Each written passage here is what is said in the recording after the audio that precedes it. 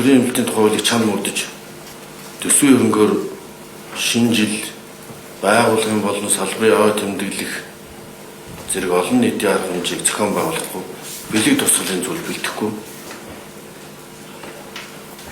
Төрийн бүх албанд одоо альва тийм тансаглал шинжилгээ тэмдэглэхгүй. Энэ шинэ жилийн үеэр ер нь гэр бүлийн баялаг гэж тэмдэглэв. Тийм уриалга гаргацгаа дор бүртээ цагаан сараал одоо тэмдэглэдэг бай.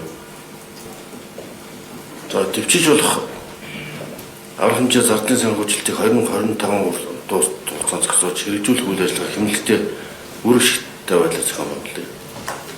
Хурал семинар сургалтыг бол танхимаар бус захимаар зохион байгуулж дотоод гадаад тэмдэглэл тээвэр шатгаан зочин төлөөлөгч хүлээх зарлал хэрэгтэй. Тавилгын тогшил, тоног төхөөрөмж, бичгэрийн зүйлс худалдаж авахгүй нөгөө захимаар одоо явуулъя.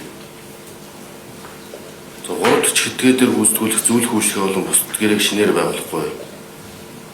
Төрийн байгууллагуудыг хэрэгжүүлдэг хөтөлбөр арга хэмжээний зардлын санхүүжилтийг дараагийн төсвийн жилд шилжүүлэх.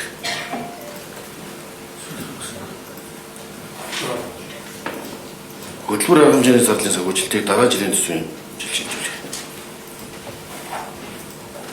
За уул ухаан бүтээгдэхүүний экспортоос нэмэлт орлого төлөвлөх боломжийг судлаж шаардлагатай хэмжээ авахыг Эрдэнэс Монгол наран цагт Эрдэнэс 5-7 Сэрэн самбуу